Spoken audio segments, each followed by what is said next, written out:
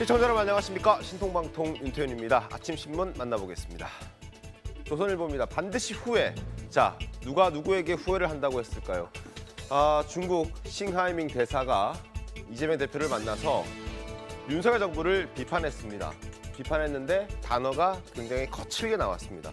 후회라는 단어가 나왔습니다. 자, 외교관이 주재국 정부를 공개적으로 비판하는 것도 이례적이긴 한데 후회라는 단어는 등장시키는 것 자체가 사실상 중국 대사가 우리나라 정부를 위협했다라는 평가가 나오고 있습니다. 그리고 정치권에서는 지금 이재명 대표가 중국 대사가 한국 정부의 불만을 토로할 수 있게 공개 무대를 만들어줬다라는 지적까지 나오고 있는 상황입니다. 자, 이재명 대표는 일본 후쿠시마 오염수와 관련해서 중국 대사와 싱하이밍 대사와 얘기를 하러 갔지만 어찌됐든 평가는 불만을 토로할 수 있는 공개장을 만들어줬다라는 부정적인 평가가 나오고 있습니다. 잠시 뒤에 살펴보겠습니다. 자, 두 번째 신문 보겠습니다. 매일경제입니다. 선관위 후쿠시마. 자, 어제 여야가 합의를 했습니다. 국민의힘은 선관위 특위 위원장을 맡고 그리고 선관위 국정조사 후쿠시마 청문회를 맞바꿨다는 평가가 나오는데 야권 민주당에서는 후쿠시마 특위 위원장을 맡아서 서로 국정조사와 청문회를 진행하기로. 시점은 아직 정확하게 나와 있진 않습니다만 의원 구성이라든지 일정, 추후 협의하겠다고 했습니다. 일단 선관위의 경우에는 감사원의 감사가 끝나고 난 다음에 하게 될 것으로 보여지고 후쿠시마 청문회 역시 IAEA와 시찰단의 결과 보고가 있은 후에 아마 청문회가 열리지 않을까 싶습니다. 대통령실도 투명한 정보 공개를 요구한다라는 메시지를 내놨습니다. 자, 세 번째 신문 보겠습니다. 동아일보입니다. 압력 막아준 정황. 자, 50억 클럽에 대한 수사가 계속 진행되고 있다고 요 며칠째 말씀을 드리고 있는데 곽상도 전 의원에 대한 어떤 내용도 나오고 있습니다. 대장동 컨소시엄 구성 때 부국증권 압력도 막아준 정황이 있다.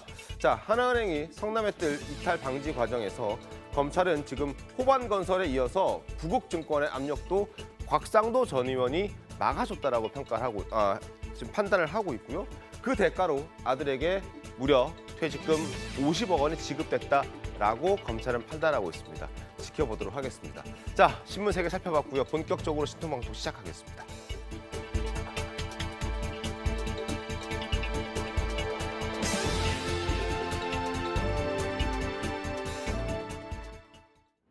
급속히 전파되고 있는 비루스 전염병을 막기 위한 초특급 방역 조치들을 취하고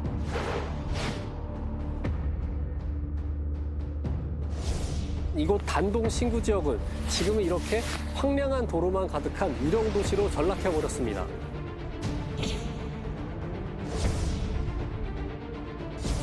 무섭군요. 아주 한국에 사는데 요즘 경제 상황 어떻지? 마음 달라요.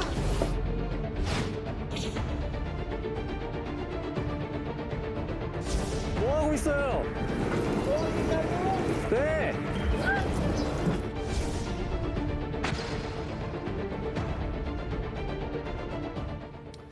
자, 오늘 첫 소식은 북한 관련 소식으로 전해드리겠습니다. 지난 3년간 전 세계는 지독한 코로나 팬데믹 공포에 휩싸이면서 서로 국경을 걸어 잠궜습니다.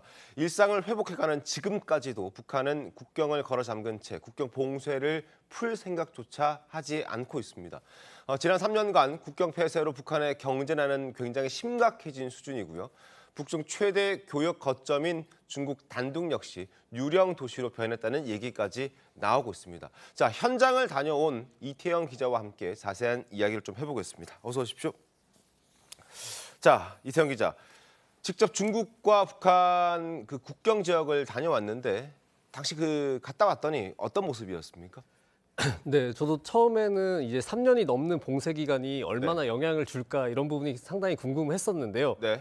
직접 도착하다 보니까 도착해서 기차역에서 내리자마자 일단은 저는 5년 전에도 단둥을 방문한 적이 있었는데 풍경이 너무 많이 다르더라고요. 달라졌어요. 네, 그래서 왜냐 하고 보니까 북한하고 이제 단둥, 그러니까 신의주랑 단둥 같은 경우는 교역의 이제 70% 이상을 이제 차지할 정도로 이 상호 의존하는 정도가 굉장히 높다고 합니다. 네. 그러니까 이렇게 높은데 지금 인적 교류 그리고 물적 교류 이런 게 모두 다 끊기다 보니까 네.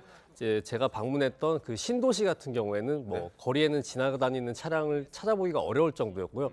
아파트 같은 경우는 대부분 신축이었어요. 네. 근데 입주율이 그 주민들 말에 따르면은 20%를 살짝 넘긴다고 하더라고요. 그러다 보니까 아파트 관리가 되지 않아서 뭐 페인트는 떨어져 나가고 네. 1층 상가는 비어 있고 그다음에 지나다니는 차량도 없고 이러다 보니까 정말 유령 도시 같다, 황량하다 이런 인상을 많이 받았습니다. 정말 유령 도시가 따로 없는 그런 모습을 직접 보고 왔다는 얘기를 들어봤습니다. 자, 현지에서 북한 김정은에 대한 민심도 확인할 수 있었는데 중국 현지 가이드 얘기를 좀 들어보겠습니다. 江边的房子都好一点，为什么呢？因为做给朝鲜看。为什么要做给朝鲜看呢？因为朝鲜国家比较穷。金三胖的姑父张承泽签了字儿，同意中国建的桥。中国后来就建了，但是大家都知道，这个桥建好以后，张承泽死了，金三胖把弄死了吗？ 자, 국경을 풀어주지 않은 북한 김정은에 대한 불만이 표출되는 그런 모습이었는데 찐산팡이라는 얘기가 나왔습니다. 이게 뭡니까? 네, 그 찐이 한국말로 하면 이제 김씨라는 뜻입니다. 그리고 네. 싸는 세 번째라는 뜻이고요. 팡은 이제 뚱보할 때, 팡스할 때. 예. 그러니까 말 그대로 김씨 가문의 세 번째 뚱보라는 뜻인데요. 네. 이게 중국에서 상당히 자주 사용되던 용어였습니다. 저도 온라인상에서는 본 적이 많이 있었는데 실제로 들은 건 처음이었는데요. 네. 특히나 이제 북한하고 국경을 맞대고 있어서 북한과 사이가 좋을 것 같은 지역에서 이런 김정은을 비하하는 말을 들으니까 좀 상당히 의아했었는데 이게 아무래도 단둥 같은 경우는 북한하고 또 국경을 맞대고 있지 않습니까? 네, 그렇죠. 또 맞대고 있다 보니까 이제 경제적으로 의존하는 부분이 굉장히 큰데 특히 이제 김정은이 그 고모부 장성택을 처형을 하고 나 이후에 네. 그 단둥의 경기가 특히 안 좋아졌습니다. 아. 예전에는 서로 이제 경제 협력도 많이 하고 이제 서로 개발하는 부분들이 많이 있었는데 이 고모부 장성택이 처형된 이후에 단둥의 경제가 안 좋아졌다. 그 이후로 이제 찐삼팡, 찐산팡. 네, 김정은을 김신의 셋째 돼지 뚱보 맞습니다. 이렇게 네. 비난을 하는 그런 모습이 포착이 됐고 그런 분위기가 팽배하다 이렇게 봐도 되겠군요. 네, 실제로 사용하는 정도면은 많은 사람들이 이렇게 생각하는 부분도 있을 것 같습니다. 알겠습니다. 자, 국경 봉쇄로 중국에 발이 묶인 북한 주민들도 굉장히 많을 것 같습니다. 특히 외화벌이 근로자들 뭐 이런 사람도 꽤 있을 것 같고 아마 만나 보셨을 것 같은데요. 우리나라 그 대한민국 국민들에 대한 반응 인식이 어땠습니까? 네, 저도 이제 과거에 방문했을 때는 네. 사실 이제 북한 종업원들이랑 이제 간단한 담소를 나누기도 하고 그렇게까지 적대적이진 않았었는데 네. 이번에 갔을 때는 제가 이제 중국어를 쓰면서 들어갔을 때는 네. 제가 중국 손님인 줄 알고 자리를 안내하고 뭐 주문도 받고 다 하다가 네. 이제 중간에 제가 한국인인 거를 밝히자 이제 태도가 돌변하는 모습을 많이 볼 수 있었습니다. 아하. 그러니까 되게 좀 당황할 정도로 이미 주문이 들어가서 메뉴가 준비 중인 과정에서도 중간에 나가라고 하더라고요. 아, 주문을 하고 나서도 네, 그 한 푼의 외화벌이도 또 아쉬운 북한이 그러니까요. 예. 그 주문 중에 이게 조리를 준비하고 있는 중에 그냥 나가라고 하는 거 보니까 이 그만큼 이제 한국인에 대한 적대감. 이게 아무래도 제 생각에는 당국에서 지침이 내려오지 않았을까. 북한 당국에서 한국 사람들과 접촉을 하지 말아라라는 지침을 받았기 때문에 그렇게 했을 것이다. 네, 왜냐하면 저희가 총 한 3곳 넘게 방문을 했는데 다들 똑같이 봉사하지 않습니다라는 얘기를 했거든요. 아, 북한 식당을 3군데를 방문했는데 셋 다 똑같았습니까? 네, 봉사하지 않습니다, 복무하지 않습니다 이렇게 해서 한국 손님을 다 쫓아낸 거 보니까 네. 특히나 지금 이제 남북 관계가 많이 안 좋고 경색돼 있는 만큼 모든 종업원들에게 한국인을 어떻게 상대하는지에 대한 지침이 내려온 것 같다 이렇게 추측을 했습니다. 알겠습니다. 지금 이태원 기자가 다녀온 3군데 식당 중에서 가장 유명한 식당입니다. 2016년 특히 식당 종업원들의 집단 탈북으로 우리나라에서도 화제가 됐었던 북한 유경 식당. 여기를 방문했을 때 과연 어떤 대접을 받았는지 현장 모습 보겠습니다. 你是朝鲜人？对，我是朝鲜人。你是韩国人吗？对，我是韩国人。你们都是韩国人吗？这韩国人不能进来吗？嗯，不能进来。这是你的封杀暂时的，为什么？是为什么？有原因吗？不用再问了。封杀暂时的，让大家吃这个协议。 지금 저 유경 식당에서 조리를 준비하던 중에 나가라고 하는 그런 모습이었던 거죠? 네, 유경 식당은 아닌 다른 북한 식당이긴 했는데 대부분 비슷한 태도였습니다. 그렇군요. 충분히 호의적이지 않다는 걸 느낄 수 있는데 그럼에도 불구하고 한국 제품에 대한 어떤 선호도는 굉장히 높다고 들었습니다. 네, 저도 이거를 자랑스러워해야 되나 어떻게 해야 되나 이런 생각이 들었는데 네. 이 단둥에 굉장히 유명한 고급 백화점이 있습니다. 네. 세계적인 명품이 즐비할 정도로 이 굉장히 부유한 북한 손님들이 많이 찾는 곳인데요. 그 중에서도 북한 고객들의 그 단연 한국 제품을 가장 좋아했습니다. 네. 이 한국의 특히나 어떤 걸 좋아했습니까? 그 한국의 모 아웃도어 브랜드와 또 한국의 모 스포츠 브랜드 그리고 네. 특히나 가장 이 관심을 갖는 거는 한국의 화장품. 화장품. 네, 제가 이제 방문했을 당시에 네. 제가 아는 이제 북한 사람에게 선물을 주려고 한다라고 이렇게 얘기를 하니까 여러 네. 가지 세트를 추천을 해주더라고요. 네. 대부분의 화장품 세트 가격이 한 5, 60만 원이 될 정도로 상당히 고가였고요. 네. 또 이제 북한에 가져가도 문제가 없느냐라고 이렇게 물어보니까 뭐 준비했다는 듯이 이제 한글을 제거해주는 서비스를 해드리겠다라고 하더라고요. 다 매뉴얼이 다 있군요. 네, 그러니까 그 북한 내에서 한국 제품을 사용하다가는 문제가 생길 수 있다 보니까 네. 이 중국 백화점 내에서도 북한 고객들에게 맞춰가지고 한글 제거하는 이 서비스를 당연하게 이제 바로 자연스럽게 준비해주는 모습을 보고 아 이것도 뭐 K 뷰티의 위력이라고 생각을 해야 되나 이런 생각이 좀 들었습니다. 알겠습니다. 자, 그리고 이태영 기자가 이번에 취재를 하면서 한국인 최초로 중국 단체 관광에 합류를 했고 그래서 중국 사람을 사실 위장하고 이제 취재에 들어간 거잖아요. 아무래도 조금 더 근접한 북한의 모습을 볼 수 있었을 것 같은데 어디까지 접근을 했던 겁니까? 네, 그 북한 땅과 거리는 이제 압록강 같은 경우는 북한하고 중간에서 그 공동 소유입니다. 그래서 누구의 땅이라고 할 수 없기 때문에 압록강으로 최대한 근접해서 북한 땅과 최대 가까웠던 곳이 한 50m 안 되게. 50m까지 접근했었어요. 네, 그러니까 서로 뭐 소리를 치면은 좀 대화를 나눌 수 있을 정도로 좀 가까웠었는데. 네. 네, 지금 뭐 아무래도 저희가 북한 그 중국 단체 관광에 이제 들어가지 않았습니까? 네. 근데 중국인인 걸 알고 이제 북한에서도 별로 경계를 하지 않다 보니까 이 북한 뭐 공연부터 시작해가지고 북한 그 압록강 위에도 하중도라고 해서 섬이 여러 개가 있어요. 어느 것은 북한 거고 어느 것은 중국 거고 이런 것들이 있는데 네. 저희는 이제 뭐 북한에서 소유하고 있는 섬까지도 단체 관광객으로 위장해서 방문하고 네, 그런 경험들 했습니다. 알겠습니다. 쉽게 할 수 없는 경험들을 하고 왔는데 그래서 더 취재 내용에 좀 깊이가 있었던 것 같습니다. 그리고 압록강 주변에 이제 국경지대다 보니까 북한 수비대원들과도 마주치기도 했다고 했는데 자 취재진들에게 욕설까지 하면서 적대감을 드러내는 모습을 포착할 수 있었습니다. 직접 화면 보겠습니다. 저기요, 들리세요? 식사하셨어요? 뭐 하고 있어요? 네. 농사하고 있는 거예요? 자 국경 지역이라서 그런지 뭐 상당히 뭐 욕설하고 민감하게 군인들이 반응을 하는군요. 뭐 어떤 느낌이었습니까? 저런 얘기를 들었을 때. 저는 그 5년 전에도 단둥을 방문한 적이 있다고 하지 않았습니까? 네. 이제 그때 당시에도 북한 군인을 마주쳤었는데 네. 그때를 뭐 대답을 해주지는 않았었지만 뭐 취재진이 뭐 던지는 어떤 뭐 취재진과 어느 정도의 교류도 있었고 음식도 이제 서로 주고받을 정도로 그렇게 적대적이진 않았습니다. 근데 이번에는 좀 놀랐던 게 저는 단순히 조금 호의적으로 말을 걸었을 뿐인데 바로 좀 욕설이 돌아오는 것을 보고 지금 내부적으로 상당히 경계가 좀 심하다. 그리고 또 어느 정도 지침을 받아서 이 남한 사람들에게 어떻게 해야 된다 이런 인상을 받았고요. 특히나 좀 직접적으로 욕을 하는 경우는 저도 뭐 다른 취재에서도 좀 상당히 보기가 어려울 정도로 좀 신기했었는데 아무래도 내부적으로 지금 코로나 봉쇄와 그리고 식량난 여러 가지 상황들이 겹쳐가지고 북한 군인들이 굉장히 예민해져 있지 않나 이런 생각을 했었습니다. 위협을 받았던 순간들은 없었어요, 혹시? 위협이라고 하면은 아무래도 20m 떨어진 거리였거든요. 네. 그러니까 철책 2개를 사이에 두고 총을 든 북한 군인하고 이제 마주하고 있던 상황이었던 거예요. 네. 거기에다 이제 욕설까지 듣고 이제 북한 군인들의 숫자는 4, 5명 정도 됐었고요. 총까지 좀 들고 있으니까 상당히 좀 걱정이 되긴 했었는데 아무래도 저희가 또 중국 국경에 있다 보니까 네. 북한 측에서도 함부로 할 수 없었던 이런 부분도 있지 않았나 이렇게 생각합니다. 알겠습니다.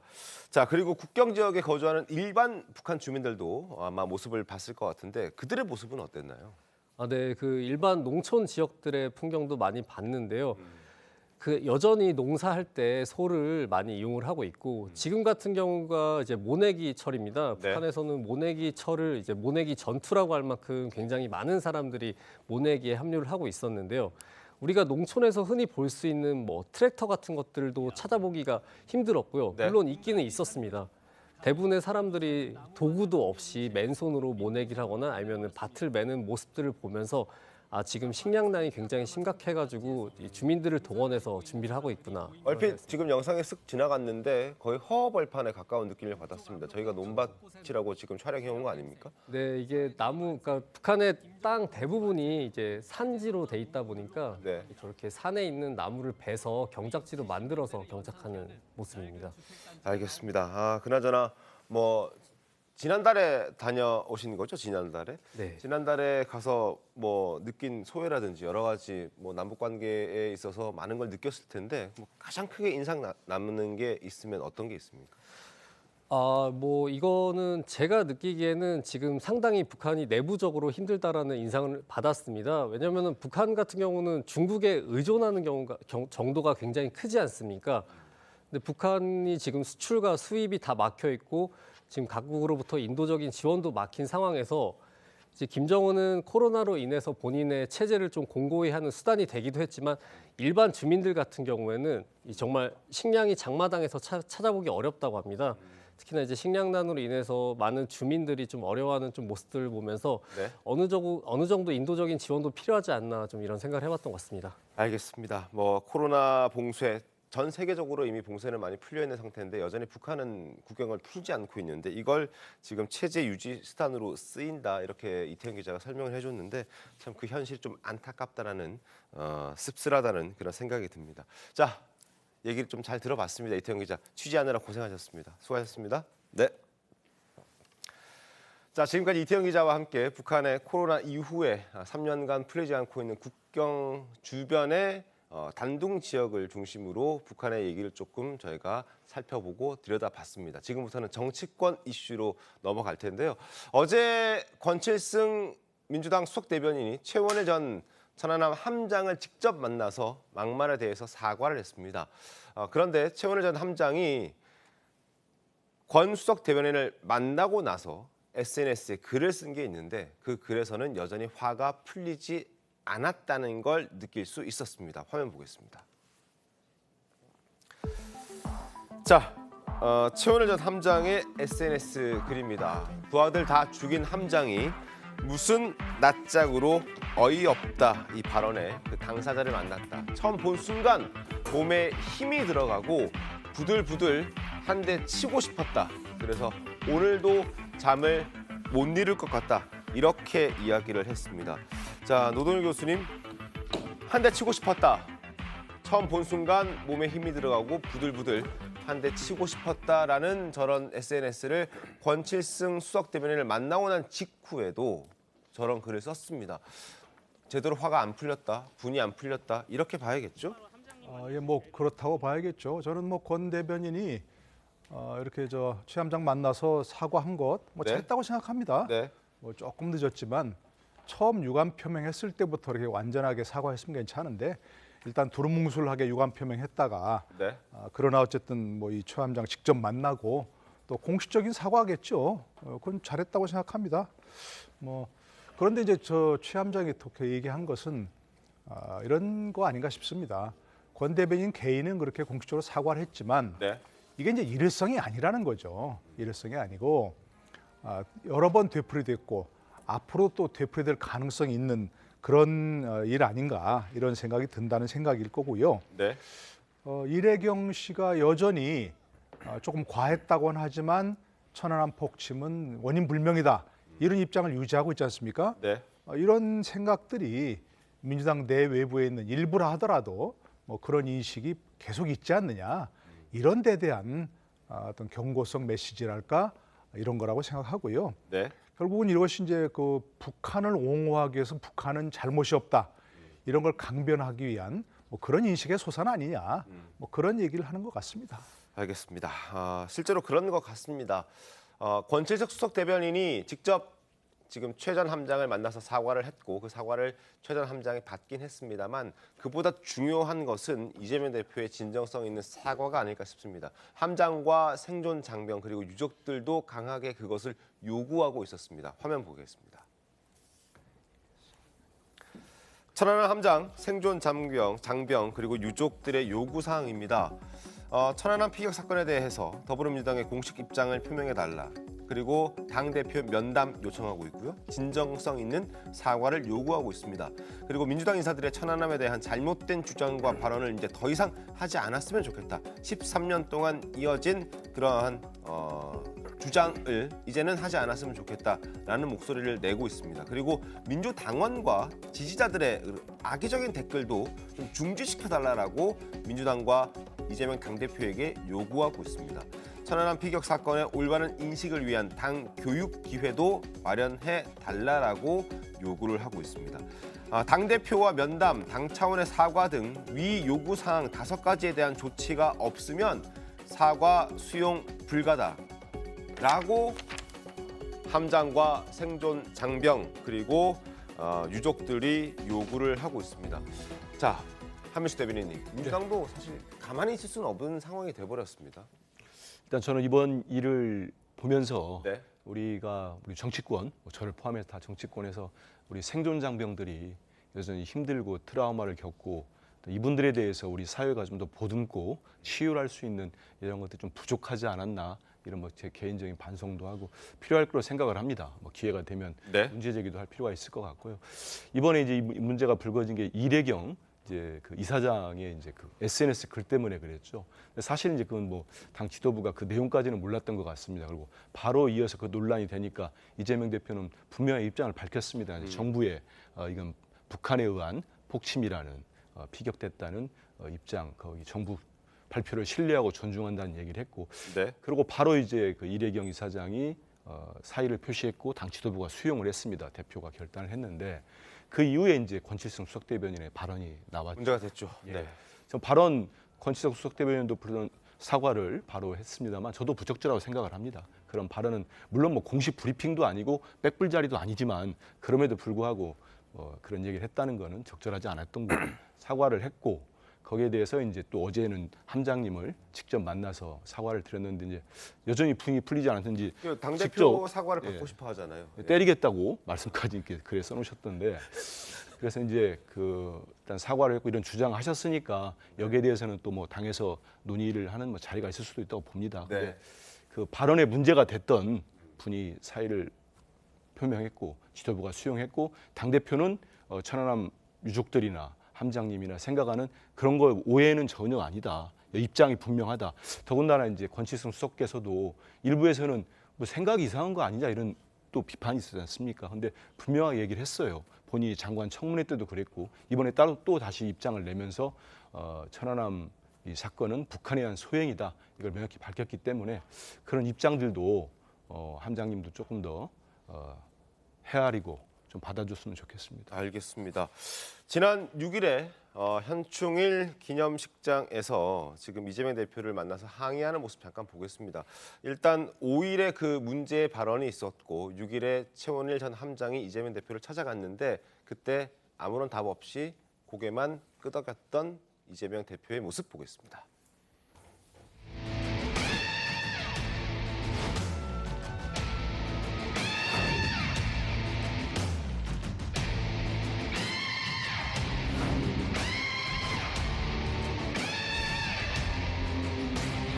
이재경 씨나 이재명 대표의 별도의 사과가 없었다는 점이 유감입니다. 당연히 사과를 받아야 될 것 같습니다. 더 이상 우리 유족과 생존 장병들에게 이러한 심리적인 의뢰를 공격하는 행위들이 멈췄으면 하는 생각입니다. 윤희석 대변인님, 일단 한민수 대변인의 입장을 먼저 저희가 좀 들어봤는데 일단 이재명 대표가 직접 사과를 할 계획은 아직 없는 것 같아요. 어떻게 좀 보셨습니까? 답답하죠. 사과라는 게 이 진정성이 담보되지 않으면 전혀 의미가 없는 거 아니겠습니까? 물론 권칠승 수석 대변인이 이 최원일 함장을 개인적으로 만나서 뭐라고 얘기하는지 모르지만 사과 의사를 표시했다고는 하는데 중요한 거는 이제 당 대표 이재명 대표가 어떤 의사를 표시하느냐가 중요한 거 아니겠습니까? 지금도 보면은 현충일 추념식에서 이재명 대표는 최원일 함장의 얘기에 그냥 고개만 끄덕였다는 거 외에는 알려진 게 없잖아요. 네. 무슨 얘기를 했는지도 모르겠고 저런 상황에서 뭔가 얘기를 하는 것이 이재명 대표 입장에서도 훨씬 더 유리했을 겁니다. 그래서 그것이 언론을 통해서 밝혀져서 아 진정성이 있구나. 이게 어느 정도 알려졌다면 이렇게까지 민주당의 코너로 몰렸겠느냐. 근데 민주당은 역으로 그 얘기를 하지 않고 최원일 함장이 국회의원도 아닌데 저 자리에 국회의원만 들어갈 수 있는 저 구역이 어떻게 들어갔느냐. 네. 그 얘기를 또 하더라고요. 그러니까 이 전반적인 상황에 대해서 개인적으로 사과를 한 권칠승 뭐 수석 대변인도 있고 네. 뭐 여러 얘기는 있지만 전체적으로 이게 받아들여지기가 어려운 상황이 계속 나오는 겁니다. 한민수 대변인께서는 진정성을 담아서 말씀을 하신 걸로 저는 이해를 하지만 민주당 전체 구성원이 과연 그런 것인가 거기에 대해서 최원일 함장을 비롯한 네. 유가족, 생존 장병 네. 또 지켜보는 국민 네. 모두 그 정확한 진정성을 정말 느낄 수 있는 상황이 벌어지고 있는가에 대해서는 이재명 대표가 다시 한번 생각을 하셔야 된다 이렇게 봅니다. 알겠습니다. 자, 그런데 지금 이런 게 뭔가 민주당도 정리를 하고 싶은데 안민석 의원이 정리를 못하게 하고 있는 것 같습니다. 천안함 자폭설을 주장했던 이래경 전 혁신위원장을 두드러는 발언을 또 했습니다. 안민석 의원 목소리 들어보시죠. 이내경이라는 분은 이번에 문제가 된 발언 말고는 그분의 살아온 삶이 깨끗하고 또 유능하고 우리 저희 진영 진보 진영에서는 굉장히 독특한 장점을 가지고 계신 분이에요. 인지도가 있건 없건 간에 숨겨진 아주 귀한 그런 자산이었는데 그 자산을 이번에 잃어버리게 된 것이죠. 최준영 변호사님, 자산을 잃어버리게 됐다라고 얘기합니다. 과연 자산이었습니까? 정말 저는 저와 같은 인식을 가지고 있었던 분을 민주당의 진귀한 자산이다라고 하는 인식 자체에 대해서 정상적이고 또 중도적인 생각을 가진 분이라고 한다고 하면은 납득하기가 상당히 어려운 것 같은데요.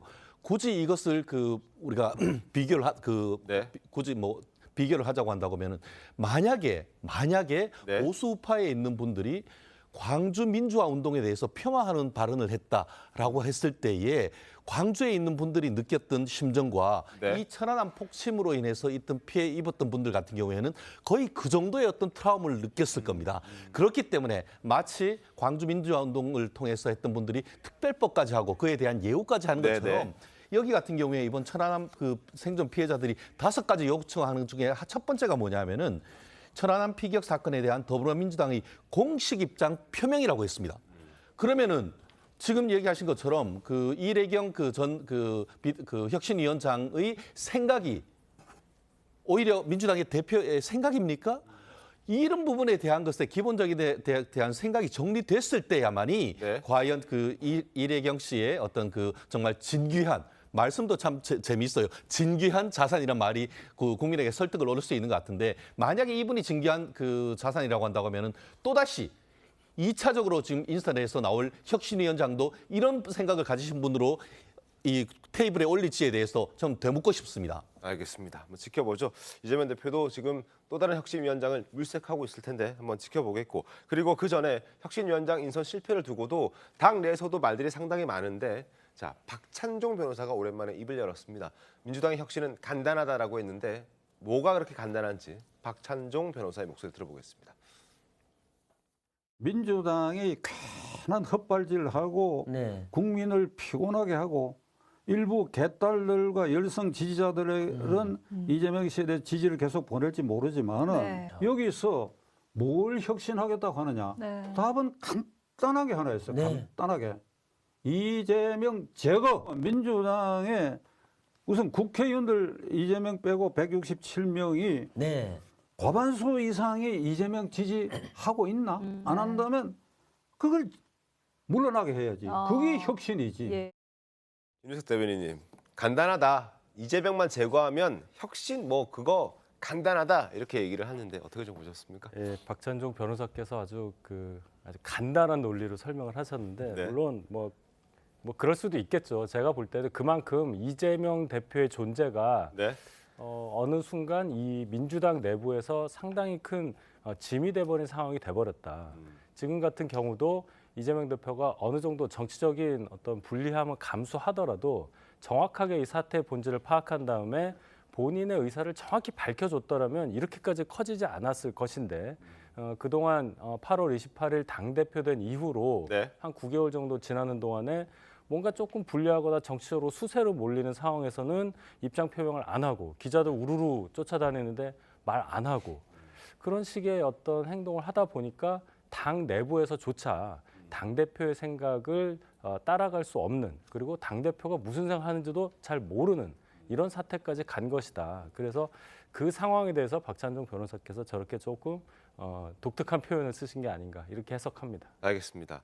그리고 무한 책임을 지겠다던 이재명 대표는 지금 뭐 천안함 발언 논란과 관련해서는 좀 입을 닫은 채 혁신위원장, 새로운 혁신위원장 인선에 집중하고 있는 것 같습니다. 이 대표의 목소리 들어보겠습니다. 인사 실패로 분당이나 비대위 이런 얘기까지 나오고 있는데 좀 이번 위기 극복 어떻게 하실 생각일까요? 네, 더 훌륭한 이제 인재를 발굴하고 많은 분들의 의견을 들어서 더 나은 혁신을 해나가는 게 문제 해결의 방법이겠죠. 대표님 다음 혁신위원장 인선은 좀 어느 정도로 지금 진행이 되고 있나요? 네, 많은 분들의 의견을 듣고 있습니다. 그 의원 전체 의견 듣고 계시는 거예요? 가능하면 많은 분들의 의견을 들으려고 합니다. 자, 그리고 어제 오늘 한겨레 신문이 민주당을 비판하는 장문의 기사들을 쓰고 있습니다. 오늘도 한번 소개를 좀 해드리죠. 신문 보겠습니다. 자, 민생 외면한 정치, 더는 당만 보고 표 주는 일은 없을 것이다. 이렇게 얘기하고 있습니다. 우리는 왜 민주당에 등을 돌렸느냐? 당대표 보호하려고 과반을 줬냐? 이런 거 아니다 이거죠. 국민들이 지금 당대표를 보호하기 위해서 다수 의석을 준 게 아니다라고 민주당을 지지했던 그리고 지금은 철회했던 2040 세대들이 이야기를 하고 있습니다. 민주당의 의석을 줘도 달라지는 게 없더라. 과석 의석 갖고 자기들 이익만을 위해서 싸우고 있다. 이게 무슨 우리가 원했던 당의 모습이 아니다라고 얘기를 하고 있는 겁니다. 그리고 민주당이 과반 의석 가지고 있다고 하지만 기억에 남는 것은 밀어붙였다라는 단어뿐이다. 이런 지적도 나오고 있습니다. 그리고 상대적으로 깨끗했다라고 믿었는데 그것 또한 아닌 것 같더라. 이런 얘기까지 나오면서 도덕성 무너진 건 국힘이나 민주당이나 독인 객인 마찬가지더라. 이럴 바에는 다음에는 표 주지 않겠다. 이런 쓴소리들이 나옵니다. 자, 한민수 대변인님, 가볍게 들을 얘기는 아닌 것 같죠? 많이 아픕니다. 네. 많이 아프고 이렇게 말씀해 주신 분 한 분 한 분 제가 될 수만 있다면 찾아뵙고 설명도 드리고 더욱더 많은 채찍도 받고 그러고 싶습니다. 민주당에 대해서 이런 말씀을 보도되신 분들의 마음은 여전히 저희 당에 실망하셨지만 그래도 기대를 갖고 계시니까 이런 말씀 주셨다는 생각이 듭니다. 네. 이게 다수가 됐든 소수가 됐든 국민들께 저희들이 의석이 많고 그다음 집권했던 정당으로서 실망드리고 또 이런 모습 못 아는 거는 이건 입이 10개라도 반성해야죠. 잘못된 부분은 인정하고 변화도록 그 과정에 있는 게 지금 이제 혁신이나 쇄신 작업을 하는 과정인데요. 그 과정 시작했는데 또 다시 혁신위원장이 이제 하루 만에 그만두는 일이 벌어져서 또 민망한 일이 벌어졌습니다. 네. 다만 좀 전에 이제 앞서 말씀들 나왔는데 이재명 대표가 말을 않는다. 그거는 그거 아닙니다. 제가 이제 바로 대변인을 이렇게 맡으면서 쭉 같이 일을 했기 때문에 여러 가지 검찰 수사에 대해서도 그때도 얘기를 안 한다는 지적들이 많았습니다. 하지만 쭉 설명을 하니까 왜 이렇게 오래 설명했냐는 비판까지 나올 정도로 자세히 설명을 했고 최근에 당내외 논란에 대해서는 예전에 전임 당대표 때 일어났던 사건이었지만 대국민 사과를 국민들께 사과드리고 그게 당대표의 또 책임 아니겠습니까? 그런 말씀 드렸고 다만 이번에 이제 이대경 혁신위원장 전 혁신위원장 건은 이제 실명으로 이제 비판하시는 의원들은 아주 소수인 것 같습니다. 현재까지는 한두 분 되시는 것 같은데 좀 내막을 보시면은 그건 다릅니다. 왜냐하면 프레임이 친명이 아니냐 이대경 씨가 또는 당대표가 단독으로 결정한 거다. 그래서 책임지라는 건데 제가 변명이 아니고 이건 조금만 취재하면 기자들한테 물어봐도 다 나오기 때문에 이분이 친명이 아닌 거는 본인 스스로가 얘기를 했고 당대표도 말씀하셨고 그다음에 단독으로 결정하신 게 아니고 이미 누가 추천한 것까지 다 언론에 보도되지 않았습니까? 네. 그래서 여러 군데 추천을 받아가지고 또 괜찮은 분이라고 추천 받아서 이제 임명을 했는데 뭐 천안함 관련된 부적절한 말씀하시니까 거기에 대해서 대표가 바로 기자들한테 동의하지 않는다는 말씀하지 않으셨습니까? 그렇기 때문에 천안함 관련된 것도 명확하게 당과 입장, 대표 입장도 밝혔다는 말씀드리겠습니다. 알겠습니다. 자, 그리고 어제는 공교롭게도 여야 당대표가 일본과 또 중국 대사들을 만났습니다. 영상으로 만나보시죠.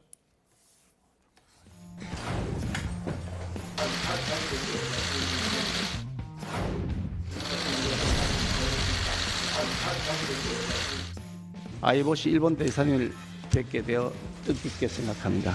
아리가또 고자이마스.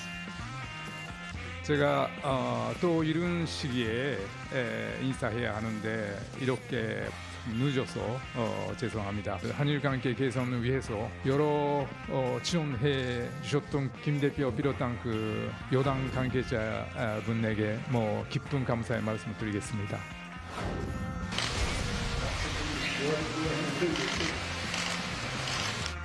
예, 대표님 뵙게 돼서 예, 정말 반갑습니다. 예. 반갑습니다. 예. 뭐 공간이 보기가 좋은데요? 대표님 많이 좀 가르쳐 주십시오. 고맙습니다.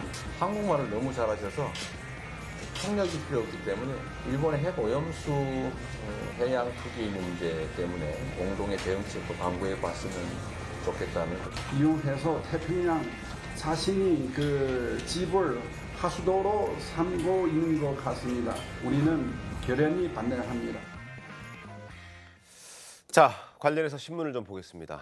조선일보 함께 읽어보겠습니다.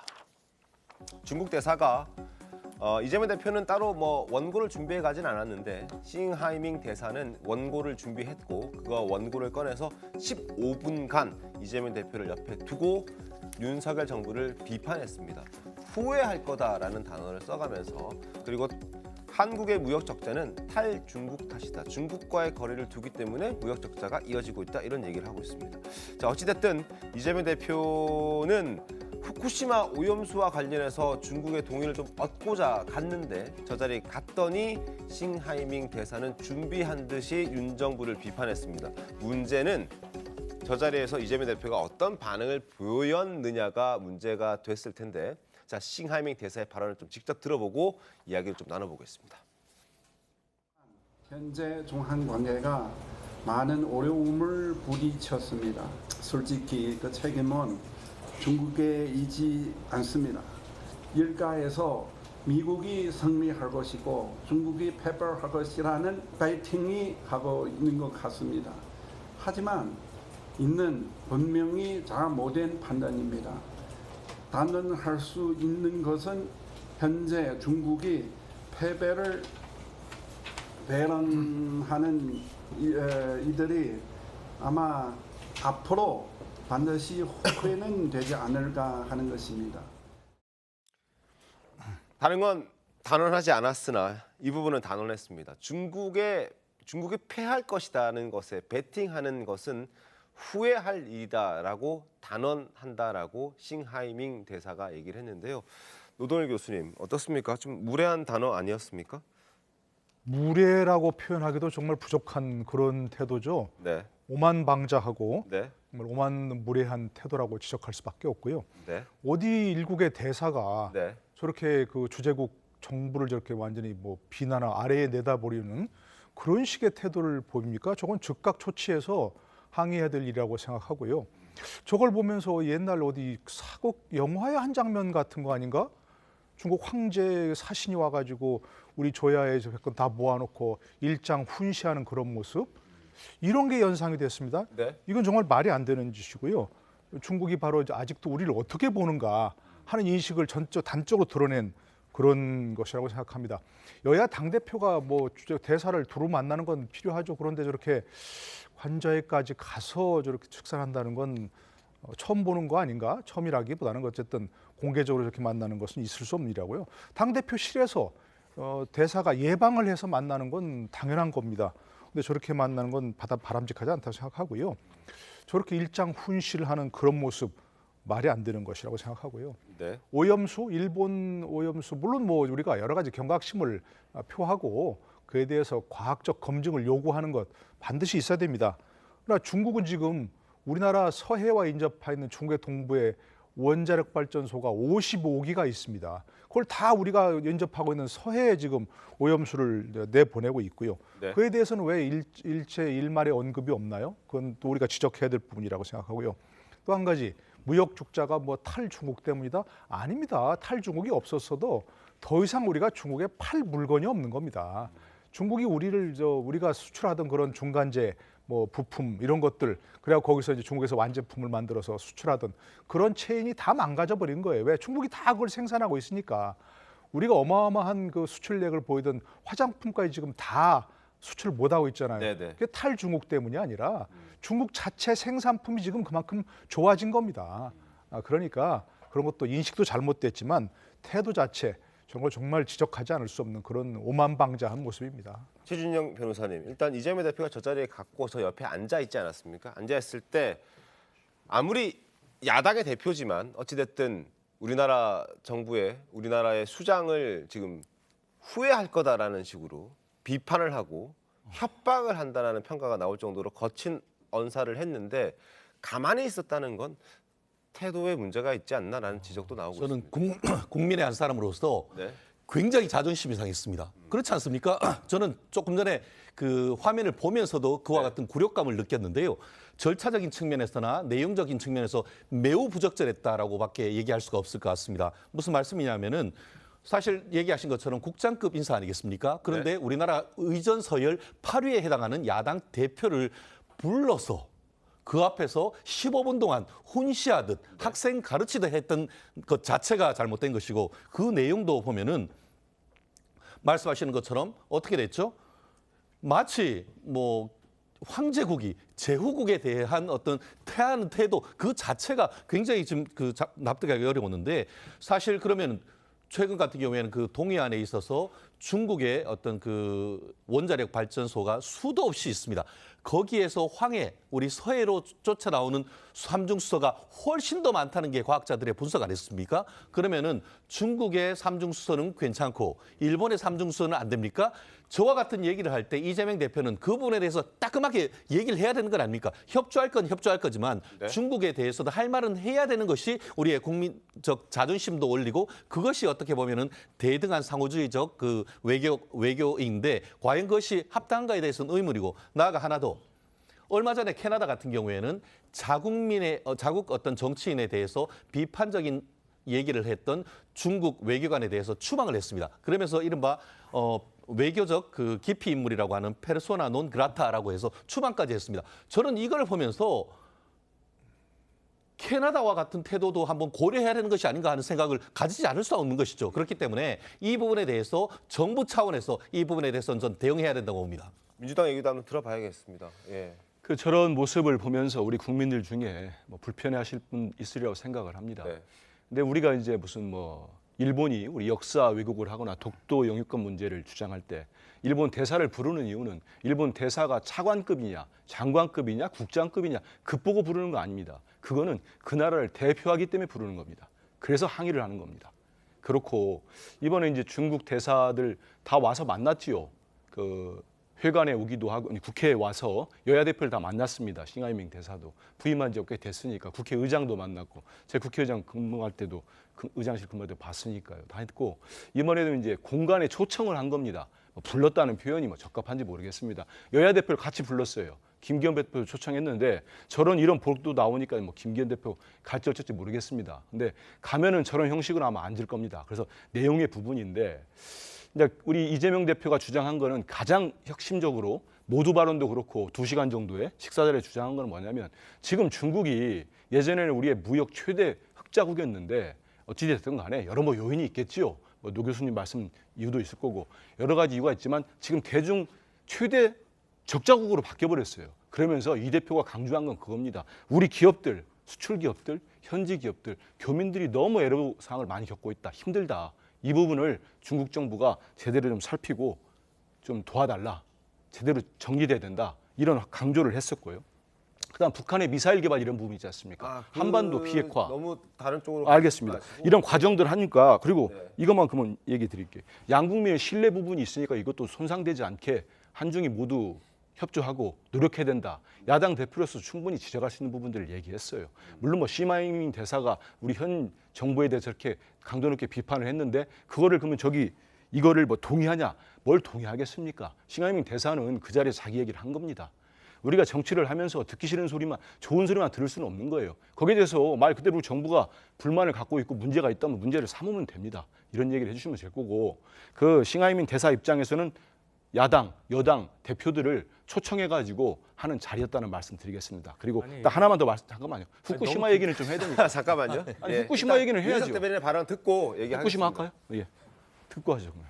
아니 지금 정치를 중국 대사랑 하시는 건 아니잖아요.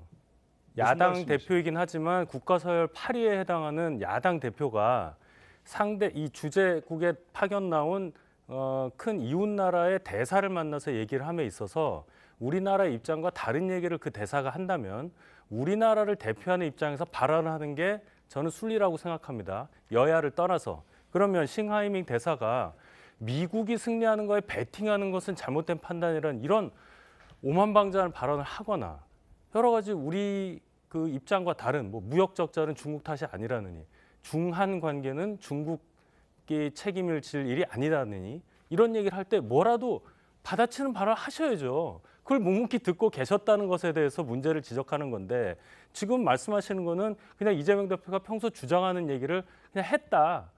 그렇다면은 교장 선생님 훈시 말씀 듣고 나온 거밖에 안 되잖아요. 그걸 지적하는 거예요. 뭐 지적을 할 수도 있겠습니다. 왜냐하면 여당이니까 뭐 공격을 하는 건데 그러면 지금 가서 제1야당 대표가 훈시를 받았다는 표현은 맞지 않은 거고요. 거기에 대해서는 지금 양쪽에 모두 발언이 나온 거 아니겠습니까? 모두 발언에서 이재명 대표는 우리 국익에 맞춰서 우리 기업들이 지금 겪고 있는 문제들 충분히 지적을 했고요. 저는 이렇게 논평할 때가 이렇게 평론할 때가 상당히 참 제 스스로는 그런데 그러면 지금 집권당의 대표는 그 남태평양 소국인 피지에 있는 내무장관은 일본에 대해서 그렇게 안전하면 왜 일본 자국에 둬라 이런 얘기를 하고 있습니다. 일본 야당이 후쿠시마 오염수는 지금 시료 채수가 잘못되다고 비판하고 있어요. 그럼 일본 대사를 만난 김기현 대표는 거기에 문제를 삼고 우리 국익을 위해서 방류하지 말라, 똑바로 해라 얘기를 하셔야 되는 거 아닙니까? 그럼 거기에 대해서 비판도 해야 될 거 아니겠습니까? 거기에 대해서 얘기를 아무도 안 하면서 뭐 좋습니다. 나눠서 할 수는 있어요. 하지만 과도하게 비판하는 부분들 후쿠시마 오염수 부분은 우리 국민의 생명과 안전이 달렸는데 알겠습니다. 야당 대표가 얘기 못 하겠습니까? 짧게만 말씀드리고 싶습니다. 만약에 어제 김기현 대표가 일본 대사관에 가서 인사를 한 다음에 일본 대사가 한국의 좀 전에 싱하이밍 대사가 했는 그런 논조로 15분 동안 한국 여당 대표에 대해서 훈시를 했다고 하면은 지금 민주당이 어떤 논평이 나오겠죠? 외교 참사라고 나오겠죠. 그런 것 아니겠습니까? 기본적인 내용 자체도 중요하지만 절차와 태도도 굉장히 중요한 겁니다.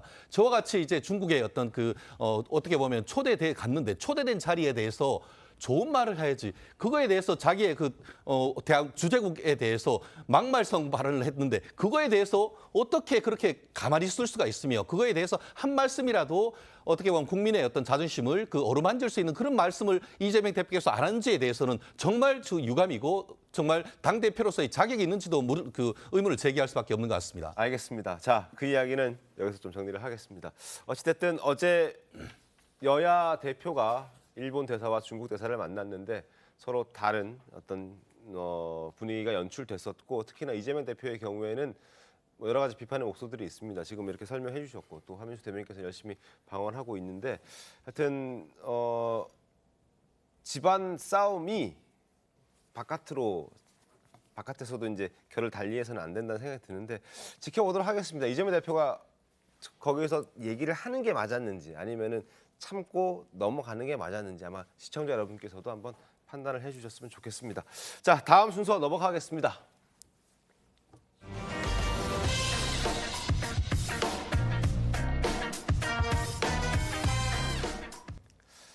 자, 놓치기 아까운 뉴스 첫 번째 소식 전해드리겠습니다. 오랜 잠적 후에 돌아온 김남국 의원이 반격이 시작됐다는 소식입니다. 지금 김남국 의원이 국민의힘 두 사람을 콕 집어서 명예훼손으로 고소를 했는데요. 어떤 사람이 고소 대상에 올랐는지 영상 보겠습니다.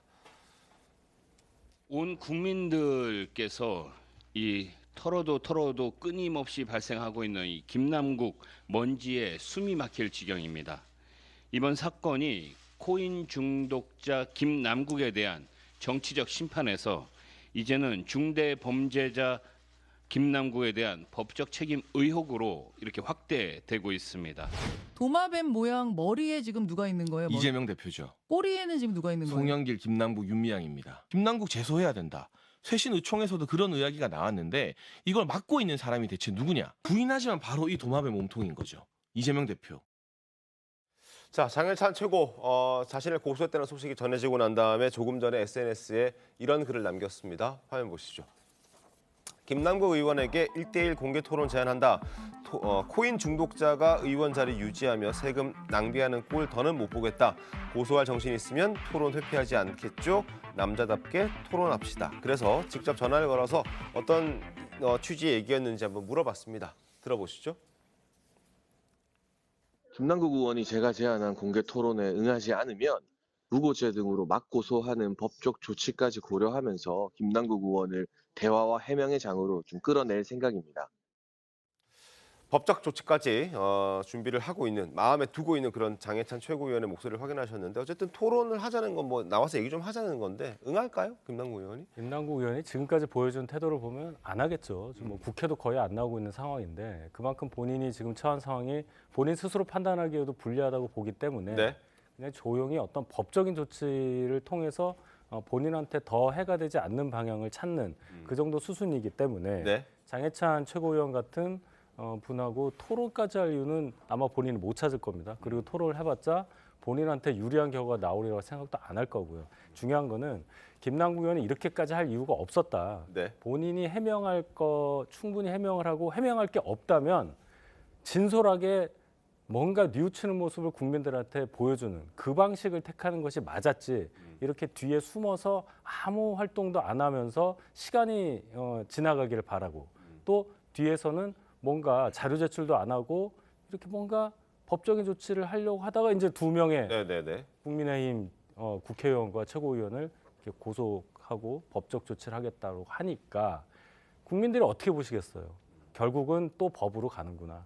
이거 정치로 해결할 거를 법으로 간다. 이런 판단을 할 수밖에 없는 상황, 안타까운 상황이 계속 이어지고 있다고 저는 봅니다. 알겠습니다. 그리고 국회 윤리특위가 이제 자문위가 오는 16일 김남국 의원에게 출석을 통보했고 요청을 했고 김 의원 역시 출석해서 적극적으로 소명할 것이라고 얘기를 하고 있는데 16일 어떤 모습이 연출될지 한번 기다려 보겠습니다. 두 번째 놓치기 아까운 뉴스 소개해 드리죠. 신문으로 만나보겠습니다. 자, 오랜만에 보는 인물이죠. 우병우 이제는 변호사입니다. 전 청와대 민정수석. 레이저 눈빛 다들 기억하시죠? 검찰청사 안에서 조사받을 때 찍힌 사진 한 장.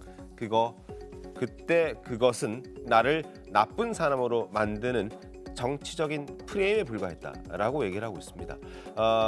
복권 뒤에는 변호사 사무실 열고 활동하고 있고 총선 출마란 얘기도 많이 듣고 있다고 하는군요. 국가 위해서 내가 할 역할을 생각 중에 있다. 뭐 이런 얘기도 했는데 과거 태도 논란에 휩싸였던 우병우 전 수석 모습 영상을 한번 보겠습니다. 오늘 검찰에서 물어보시는 대로 성실하게 조사를 받겠습니다. 가족회사 자금 유용한 것에 대해서는 인정하십니까? 검찰에서 성실하게 답변하겠습니다. 책임감 안 느끼시나요? 그동안 많이 법무에서 얘기하고 다 했잖아요. 블루리스트 운영 지시하신 거죠? 여기 나한테 취재하지 마세요. 오늘 재판받으러 왔고 재판받고 집에 가는데 취재하지 마세요. 비선 보고 받으신 거 인정하십니까? 그럼. 법원란에서 이렇게 해도 되나요? 네 번째 소환인데 신경 한 말씀 부탁드리겠습니다. 이게 제 숙명이라면 받아들이고 또 헤쳐나가는 것도 제 몫이라고 생각합니다. 자, 레이저 눈빛은 그야말로 정치적 프레임이었다 이렇게 말을 했는데 어찌됐든 당시에 우병우 수석의 눈빛은 날이 서 있긴 했었습니다. 자, 노동일 교수님 어떻게 기억하고 계십니까? 글쎄요. 저 사진 한 장 그때 그 순간을 포착한 사진이 결국 레이저 눈빛이다 이렇게 하면서 많이 됐었는데 그것만 얘기하면 사실은 뭐 약간 해프닝이라고 볼 수 있겠죠. 사진이 100마디 말보다 더 많은 말을 한다고 하지만 때로는 사진이 잘못 얘기할 수 있는 부분도 굉장히 많이 있죠. 대표적인 게 지금 기억나는 게 처음 그 민주화 이후에 YSDJ 그 김영삼 전 대통령과 김대중 대통령이 함께 앉아 있는데 그것도 집회에서 두 분이 우연히 다른 양서를 바라보고 있는데 그걸 찍어놓고 이렇게 서로 의견이 달라서 헤어질 것이다 막 이렇게 한 게 두 분이 얘기하는 경우도 많았는데 그거는 전혀 안 찍고 딱 그 양편 다른 편을 바라보고 있는 것만 찍어놓고 이래서 헤어진다 이렇게 했던 그 프레임이 생각나는데 네. 비슷한 거 아닌가 싶고요. 그러나 본질적인 이런 거죠. 우병우 전 수석도 그때 얘기를 했지만 이게 이제 정치적 상황이 본인을 그렇게 몰아간 거라고 볼 수 있겠죠. 당시 정치적 상황에서 그 거대한 정치적 소용돌이 속에서 본인이 어떻게 할 수 없는 뭐 그런 상황을 헤쳐온 거라 생각합니다. 그 안에서 본인이 어떤 잘했던 잘못했던 조그만 역할을 맡았던 뭐 그런 상황이었던 거 생각하고요. 네. 지금 본인이 아마 이렇게 가만히 보면 뭐 국가위에 할 역할을 생각 중이라는 것은 막 선거에 나가서 뭐 본인의 어떤 과거의 어떤 행적들 이런 것에 대한 국민 평가를 받아보고 싶다 이렇게 생각하는 것 같아요. 글쎄요 그런 것이 뭐 출마도 생각하고 예, 뭐 총선 얘기하니까 뭐 많은 권유를 받고 있다 이 말은 사실은 출마하고 싶다 보통 그렇게 얘기하는 해석하면 될 것 같습니다. 알겠습니다. 자 그리고 우병우 전 수석 과거 윤석열 대통령과 뭐 대검 중앙수사부와 범죄정보기획관실에서 함께 일하면서 꽤나 가까웠던 것으로 알려진 바 있는데 과거 윤석열 대통령이 우 전 수석에 대해서 유능하고 책임감 있고 강하다 뭐 책임감이 강하다 이렇게 얘기했던 적이 있습니다. 그 모습 잠깐 보겠습니다. 우병우 검사를 제가 소면질을 했더니 유능하고 책임감이 강한 검사라고 생각한다. 검사 때만 그랬죠? 저는 뭐 검사로 같은 부서에 제가 아니 2년간 글쎄 근무한 검사 민정수석으로 가서 한 일도 아주 유능하고 책임감이 강한 것으로 생각합니까? 유능하고 책임감이 강한 공직자도 또 경우에 따라 뭐 위법을 저지를 수 있는 거기 때문에 또 한 분의 삶 전체에 대해서 제가 판단을 내릴 지금 위치에 있지는 않습니다. 최근에도 교류가 있었느냐는 질문에는 답하는 게 적절하지 않다 이렇게 답변을 피했는데요. 윤희석 대변인께서 혹시 뭐 교류가 있는 상황으로 알고 계십니까? 아닙니까? 어떻습니까? 뭐 저도 그 내용은 정확히 모르시겠습니까? 알지 못합니다. 어쨌든 뭐 저렇게 좀 애매한 답변을 안 하는 게 적절하다 이렇게 해버리니까 하는지 안 하는지 그걸 우리가 알 수는 없는 건데 어쨌든 교류가 뭐 있을 수도 있고 없을 수도 있죠. 하여튼 뭐 앞으로 우 전 수석의 행보를 좀 보면 그걸 좀 가늠할 수도 있지 않을까 생각이 듭니다. 함수 대변인님. 근데 저는 좀 전에 나와서 정치를 하시려는 것 같은데 네.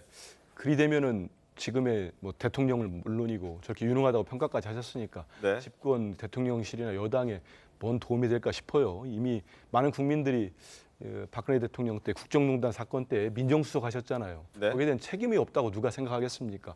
그리고 이석수 특별감찰관이 그 조사하려고 할 때 불응도 하고 뭐 민간인 공무원 뭐 불법 사찰했다는 의혹도 있었고 결국은 직권남용으로 대법원 확정 판결까지 받으신 분인데 이분이 모르겠습니다. 검사 출신이라는 이유 하나로 나오시는지는 모르겠는데 고향도 경북 아닙니까? 거기에서 이렇게 출마한다고 하면은 국민들로부터도 좋은 평가 못 받을 것 같고 네. 그다음에 여당 내에서도 상당한 분란의 소지가 되지 않을까 이런 생각이 듭니다. 알겠습니다. 자, 우병우 전 수석 오랜만에 중앙일보 인터뷰 기사가 실려서 소개를 좀 해드렸습니다. 지금부터는 민감한 주제를 좀 다뤄보도록 하겠습니다. 영상으로 만나보시죠.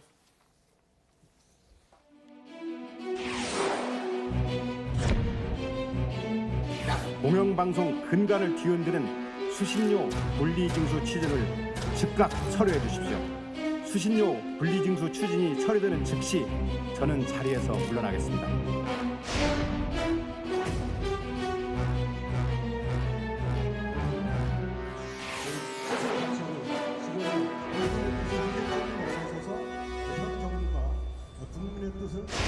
외부 충격 없이 스스로 변화하지 못하는 공영방송이 스스로가 물러온 문제입니다.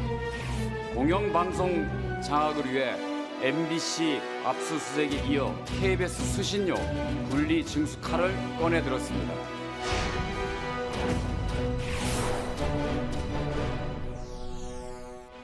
자, 바로 정부의 KBS 수신료 분리징수 추진에 KBS 김희철 사장이 조건부 사퇴 카드를 꺼내 들었는데 그러면서 전 정권에서 임명된 자신의 사퇴를 압박하기 위한 수단으로 지금 정부가 분리징수를 추진하려 한다고 주장하고 있습니다. 자, 윤석열 대통령과의 면담까지 요청하고 있는데 김희철 사장의 목소리 조금 더 들어보고 이야기를 이어가겠습니다. 만일 전임 정권에서 사장으로 임명된 제가 문제라면 제가 사장직을 내려놓겠습니다. 그러니 대통령께서는 공영방송 근간을 뒤흔드는 수신료 분리징수 추진을 즉각 철회해 주십시오. 아시아 공영방송을 대표하는 KBS의 미래와 발전을 위한 방안을 전달하기 위해 이 자리에서 대통령님과의 면담을 정식으로 요청드립니다. 한명식 대변인님. 네. 이게 지금 지적들이 나오고 있습니다. 이게 방만 경영이다. 뭐 이런 지적들이 많이 나왔고 과거부터. 근데 지금 김희철 사장은 자신의 어떤 거취 때문에 정부가 KBS를 압박하고 있다. 이렇게 얘기를 하거든요. 이게 앞뒤가 맞습니까? 김 사장의 이제 어떤 판단이고 이제 여러 가지 진행되는 과정에서 KBS 측이나 KBS 경영진들은 어떤 그런 정무적 판단을 하고 있는 것 같습니다. 근데 사실 이 KBS 수신료 분리징수 문제가 어제 오늘의 문제는 아닙니다. 그렇죠. 쭉 보니까 94년도 김영삼 정부 때부터도 이제 계속 논란이 되어 왔었고 참 이 또한 또 여야가 이렇게 입장이 바뀌면 정권이 바뀌거나 하면은 또 달라지더라고요. 서로가 달라졌고 좀 보니까 예전에 이제 우리 민주당 의원들도 분리징수하는 법안도 냈었습니다. 낸 걸 찾아봤는데 저는 이제 저렇게 KBS 사장이 어떤 정치적인 문제로 판단하는 걸 보면은 이게 이제 과거는 이제 여야 의원들이 법안을 냈다가 국회에서 좀 논의되다가 제대로 진행된 적은 없어요. 뭐 통과가 됐다면 지금 뭐 분리징수가 되고 있겠죠. 근데 그러지 않은 상황이었는데 지금은 이제 대통령실에서 예전부터 청와대에서 이제 어떤 여론조사를 했다고 하는데 그 여론조사도 사실 논란이 좀 있긴 합니다. 왜냐하면 그게 한 사람이 여러 번 투표를 할 수 있는 시스템이라는 거예요. 그러다 보니까 왜곡된 거 아니냐 이런 비판도 나오고 있는데 그거를 가지고 사실상 이게 가장 중요한 문제고 공영방송 전반적인 문제를 봐야 되지 않겠습니까? 방만 경영이 있다면 왜 있었는지 아니면 정상적으로 운영됐는지 공영방송의 미래가 뭔지 이걸 보려면 최소한 당사자하고 같이 얘기를 하는 그런 절차는 필요했던 것 같아요. 당사자 그리고 공영방송이기 때문에 뭐 국민들, 시청자랄지 이렇게 공론화 작업들이 필요한데 그게 전혀 없는 상태에서 밀어붙이니까 이거는 뭐 KBS 입장도 그렇고 지금 언론단체들도 그렇고 많은 곳에서 현 정부의 언론 탄압이랄지 방송 장악의 일환으로 진행되는 거 아니냐 이런 비판들이 나오고 있다고 봅니다. 아니 말씀하셨듯이 민주당 국회의원 두 분도 거의 10년 전부터 방송법 개정안 내면서 이 수신료 분리징수하자 이 얘기 하지 않았습니까? 그 논리하고 지금 대통령실에서 내놓는 논리하고 똑같습니다. 시청자의 선택권을 돌려주자 이 얘기인데 이게 뭐 어떻게 언론 탄압 이거랑 왜 연결이 됩니까? 이 얘기는 수신료를 걷지 말자는 게 아니에요. 수신료를 분리해서 KBS 수신료는 따로 다른 방법으로 걷게 하자. 정기요금에 자꾸 넣어서 하지 말자. 이 얘기입니다. 왜냐하면 국민들께 준 조세처럼 받아들이게 된다는 거예요. 전기 안 쓰는 국민 없지 않습니까? 근데 전기요금 내면서 KBS 수신료 그냥 자동으로 내게 되니까 자 그럼 이게 준 조세처럼 세금처럼 내는 건데 보아하니 방송의 내용의 공정성을 결여했고 또 거의 뭐 반 정도 되는 그 임직원이 억대 연봉을 받고 있다? 이런 상황에서 어느 국민이 자동으로 내게 되는 세금 성격의 수신료에 대해서 동의를 하겠어요. 이 부분을 밀어붙였다? 10년 전부터 야당인 민주당에서도 지금 분리 징수하자고 얘기했었던 상황을 지금 한다고 해서 밀어붙인다라고 표현하시는 것은 대단한 어폐라고 저는 생각합니다. 알겠습니다. 잠깐 신문 하나 살펴봐 드리죠. 조선일보와 함께 보겠습니다. KBS 내부에서도 김희철 사장의 어떤 그 조건부 사태에 대해서 불만들이 많이 나오는 것 같습니다. 방만 불공정부터 고쳐라라고 지적들을 하고 있죠. 사장이 분리징수 처리하면 사퇴하겠다. 이런 완전 이건 프레임이다라고 지적을 하고 있고요. 그리고 이사 4명이 이런 목소리를 냈습니다. 민노총 노조 위원장 3명이 잇따라 보도국장을 맡는 게 이게 공정하냐. 그리고 적자 하면서 왜 주진우 같은 사람에게 수억 원의 출연료를 주느냐. 이런 얘기들이 내부에서도 터져나오고 있는 겁니다. 그래서 대통령실이 칼을 빼든 것인데 이걸 지금 김희철 사장은 언론 탄압이라고 정치적 프레임을 갖다 대고 있는 그런 상황이어서 이걸 어떻게 봐야 되는지 한번 여쭤봤었고 그리고 또 하나 논란되고 있는 인물이 있습니다.